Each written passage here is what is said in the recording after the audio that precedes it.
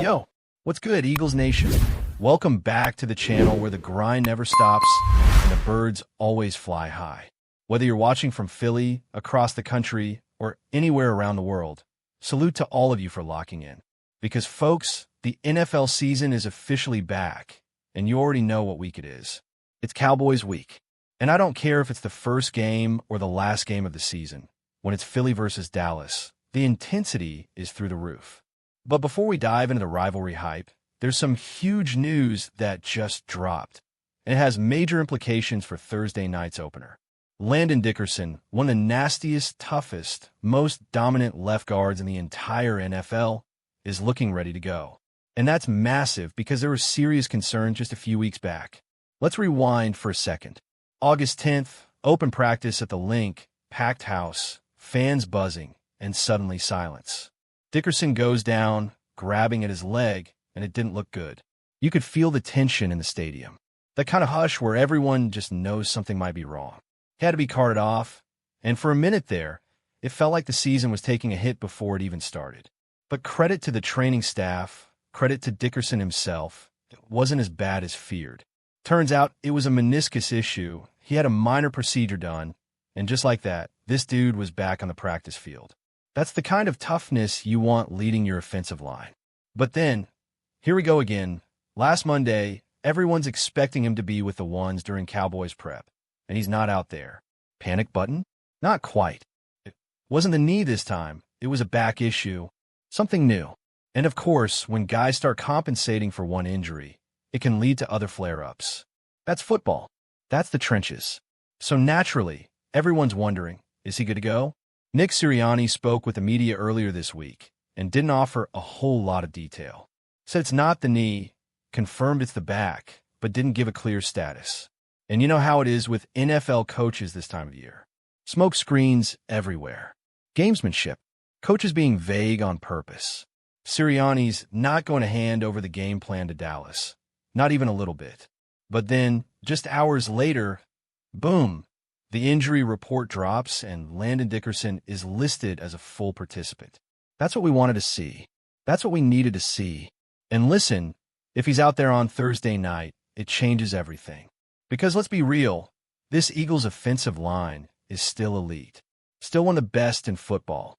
And when you put Landon Dickerson back next to Jason Kelce and Lane Johnson and Jordan Mailata, and you've got Saquon Barkley in the backfield and Jalen Hurts under center, that's a problem for any defense, especially one that struggled like Dallas did last season. Now, yeah, the Cowboys made some changes. We know that. Micah Parsons? Gone. Traded. A shock to everyone. They brought in Kenny Clark to try and fix the run defense. And they've got Matt Eberflus now running the defense. But let's not forget who they were last year. Bottom tier. And I mean that literally. 29th in rushing yards allowed per game. They gave up nearly 140 yards per game on the ground. That's just soft. 8 rushing first downs allowed per game. That's 31st in the league. 25 rushing touchdowns allowed. Dead last. There were high school teams tackling better than the Cowboys last year, man. So what does that tell us? If Dickerson is healthy and back in the mix, the Eagles are going to run it down their throats. Saquon still got juice. Jalen can torch you with his legs. And this offensive line can bully just about anybody. This is exactly the matchup Philly should be drooling over. You know how you win week 1 at home, under the lights, with the world watching? You control the line of scrimmage. You set the tone. You make them quit early. And nothing makes a team fold faster than getting gashed on the ground for 4 quarters straight. But that's not all that's cooking this week in Philly. There's another interesting nugget that's flying under the radar. And it got to do with a former second-round pick, Isaiah Fosski. Remember that name? Defensive end out of Notre Dame. Dude was a beast in college. Size, speed, long arms, smart as hell. He checked all the boxes during the draft process. And guess who brought him in for a pre-draft visit back in the day? You guessed it, the Eagles. Now fast forward to today, and things haven't exactly gone great for Fosski in the NFL. He was drafted by the Saints in 2023, played sparingly, and didn't really make an impact. Just 16 tackles in 2 years. No sacks. No splash plays. And now the Saints, under a new regime, are basically done with him. Clean slate. Brennan Staley takes over the defense, and he's like, yeah, I got no ties to this guy. They're moving on. So what happens next? Well, Fosski is reportedly set to work out with the Eagles next week. And this is classic Howie Roseman. You've seen it before. He loves scooping up former high draft picks who didn't pan out elsewhere.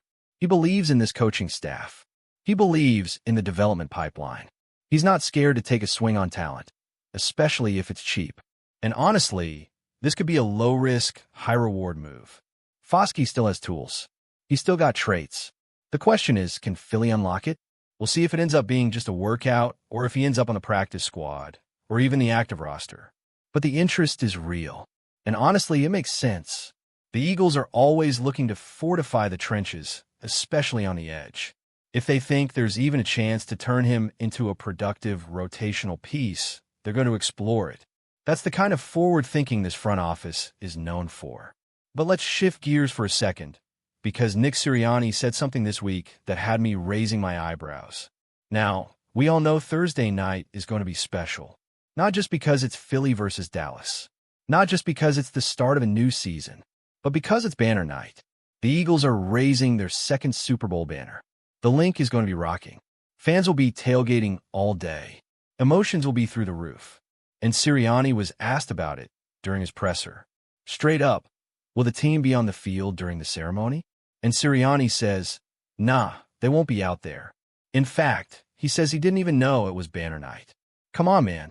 You're telling me the head coach of the defending Super Bowl champs doesn't know that the team is raising a banner on opening night? With 70,000 fans packed into the stadium? With Boys II Men singing the national anthem? Stop it. I'm not buying that for a second. Now, I get the idea behind it. He wants the focus to be on 2025, not 2024. He wants the team in the locker room, locked in, focused on Dallas, not reminiscing about the past. I respect that. That's a winning mindset. But let's call it what it is. He knows. He just doesn't want to make a distraction. And in a weird way, I kind of get it. The team already had the parade. They already got the rings. They partied. They celebrated. Now it's about the next one. It's about building a dynasty. Now, while we're talking about predictions and setting the tone for the season, let's circle back to something that flew under the radar, but could end up being one of the more intriguing developments in the early stretch of this Eagles season. We already touched on Isaiah Fosski getting a workout scheduled with the team, but let's go a little deeper because this is more than just another depth move. This is about philosophy. This is about the way the Eagles operate behind the scenes. When other franchises give up on talent, Philly sees opportunity. And you look at what Fosski brings to the table. 6'5", 260-plus pounds, 34-inch arms, with real burst off the edge. He ran a 4.58 at that size coming out of college. That's not normal. That's a physical specimen. And, yeah, he didn't flash in New Orleans. But are we really going to pretend that the Saints were developing talent at a high level the last 2 years? Their defense was a mess. Their locker room was a mess. Coaching turnover, scheme changes, all of that, it adds up. Sometimes a guy just needs a fresh start. And if there's one place where he might actually get it, it's Philly. You know who else came into this building after struggling somewhere else? Josh Sweat. You remember how people said he had knee concerns coming out of Florida State. And now look at him. He's one of the most underrated edge rushers in the league. You think about guys like Hasten Reddick, bounced around the league a bit before landing in Philly and blowing up. The Eagles are masters at getting the most out of defensive linemen, especially those who might not have hit their ceiling elsewhere. And with a front office that never stops churning the back end of the roster, don't be surprised if Foski's name ends up maturing down the road. Now, beyond the player evaluation stuff, there's also a psychological piece to this. The Eagles aren't just building a roster, they're building a culture. A place where players feel like they can grow, develop, and win. That matters. Veterans want to come here. Rookies want to get drafted here. And now, even guys who flamed out elsewhere are hoping to get a second chance in Midnight Green. That's not an accident. That's how you build long-term success in this league. Not just through stars, but through systems and structure and belief. But back to this week, because all the player development in the world doesn't matter if you don't show up when the lights come on. And this Thursday, all eyes are going to be on the Eagles. Everyone's watching. Banner night. Season opener. Division rival. It's the kind of setting that reveals what a team is really made of. And there's something extra special about starting your title defense against the Cowboys. You can't write a better script than that. This isn't just about bragging rights. It's about sending a message to the rest of the league. That last year wasn't a fluke. That this team is still hungry, still physical, still elite. And that message can't just come from speeches and hype videos. It has to show up in the trenches. That's where games like this are won. And that's where the Landon Dickerson news becomes even more important.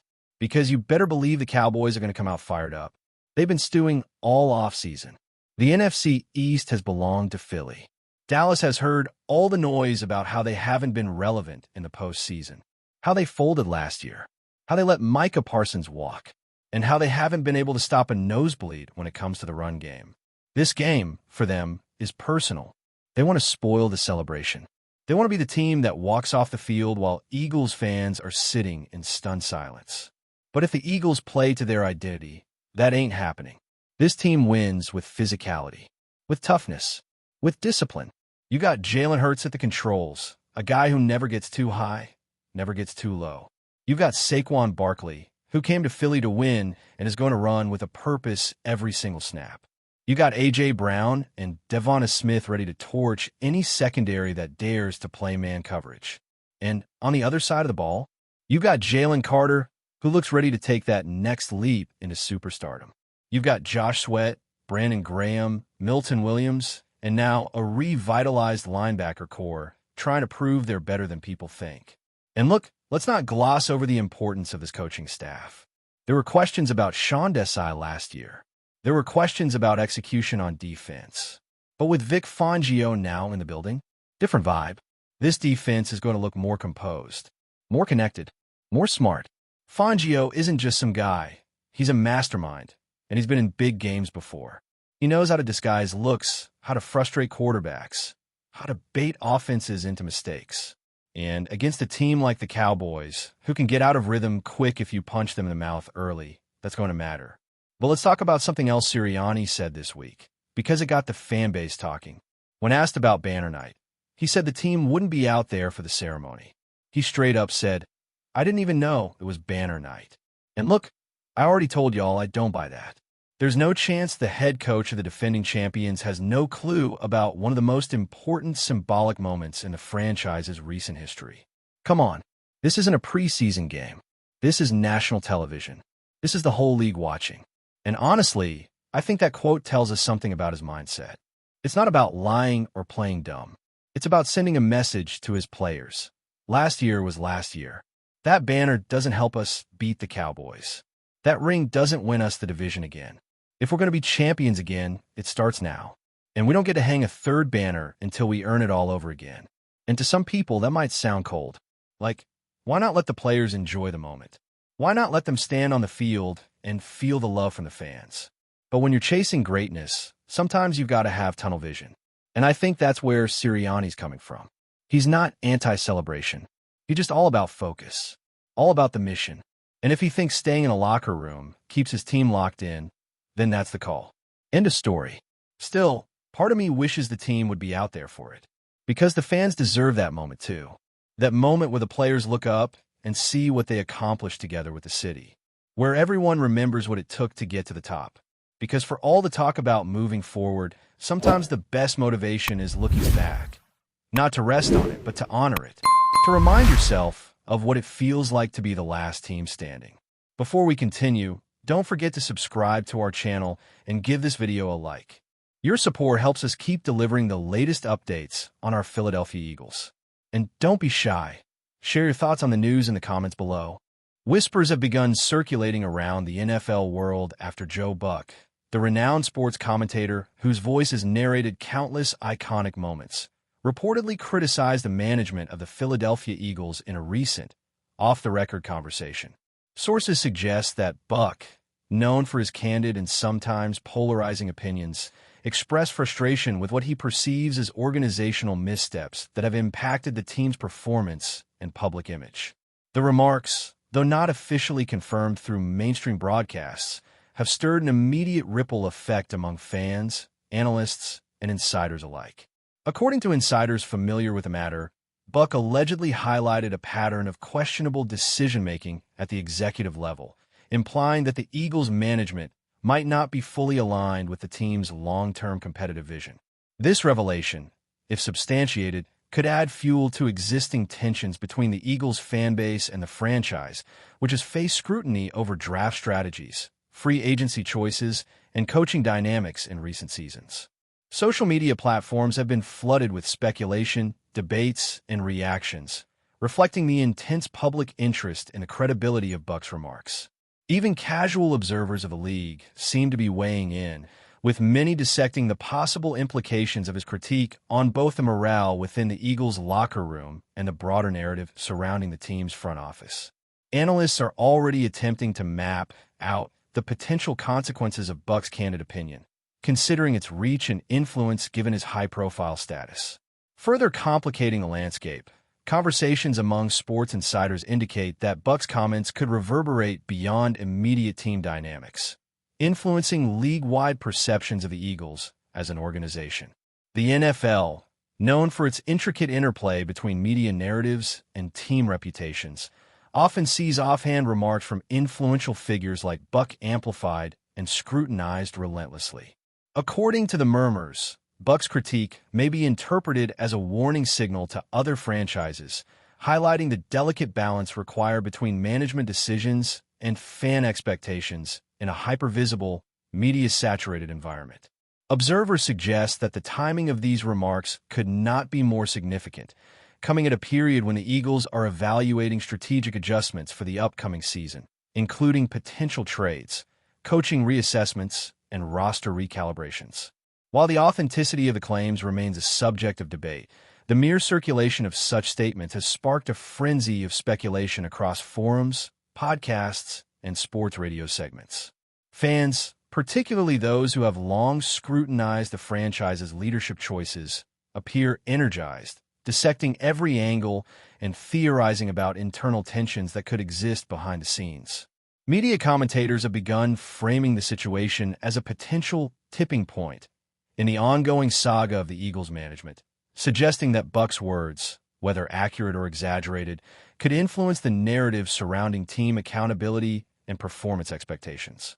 Analysts emphasize that even subtle criticism from someone of Buck's stature carries the potential to sway public opinion, making the rumored remarks an intriguing subplot in the larger story of the NFL's intricate ecosystem.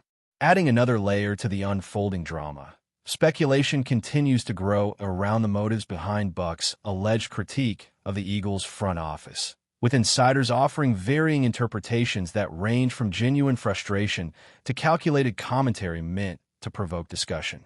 Rumors suggest that Buck, who has developed a reputation for both keen insight and occasionally biting candor, may have voiced these opinions after observing recurring patterns of decision-making that he perceives as detrimental to the team's trajectory. Conversations in sports circles indicate that Buck's remarks, if substantiated, could amplify existing pressures on the Eagles' management, forcing the franchise to respond, either publicly or through strategic adjustments, to mitigate any reputational fallout. Meanwhile, the fan base has shown signs of internal division, with some supporters embracing Buck's perspective as a candid acknowledgement of underlying issues, while others question the validity and motivation of his observations. The intensity of discourse surrounding the rumored comments has prompted analysts to debate whether media narratives, amplified by influential voices like Buck, can meaningfully alter the dynamics within a team, particularly when internal cohesion and public perception are at stake. Across social media, message boards, and televised discussions, speculation about the Eagles' response, whether through roster moves, executive statements, or public relations initiatives, has become a dominant topic, with every hypothetical scenario dissected in detail. The situation underscores the powerful interplay between commentary, rumor, and real-world implications, highlighting how a single figure's offhand critique can ignite widespread conversation and influence collective perceptions of a team's leadership and organizational effectiveness. At the same time, industry chatter hints at potential strategic consequences for the Eagles as a result of the buzz surrounding Buck's remarks, with sources suggesting that the front office might feel compelled to demonstrate decisiveness to quell any perception of instability. Rumors indicate that discussions among executives may now involve evaluating internal communication strategies, public messaging, and proactive steps to reassure stakeholders, including fans, sponsors, and players, of the organization's stability and vision. Sports media insiders speculate that Buck's commentary, whether grounded in fact or merely reflective of broader frustrations, could serve as an unanticipated catalyst for organizational introspection, pushing the Eagles to scrutinize their operational choices with renewed intensity. Within this context, analysts are increasingly focusing on how leadership decisions, public perception, and media narratives intersect to influence the trajectory of high-profile franchises like the Eagles. Fans and commentators alike are monitoring every signal from the team. Press conferences, social media activity, player interviews, looking for hints that the management is responding to external criticism or reassessing its approach. Meanwhile, the broader NFL community seems equally engaged, debating whether Buck's critique represents an isolated opinion or a reflection of widely held concerns about the Eagles' front office. This interplay between rumor and reality underscores the unique tension in professional sports between the on-field product and the narratives constructed off the field, illustrating how influential voices can shape perceptions, spark debate, and potentially alter organizational priorities in ways that transcend the immediate scope of a single comment or broadcast. That's it for this update. If you enjoyed the video and want to stay updated with exclusive news about our Philadelphia Eagles, be sure to subscribe to our channel and hit that like button. We can't wait to hear your thoughts in the comments. See you in the next video.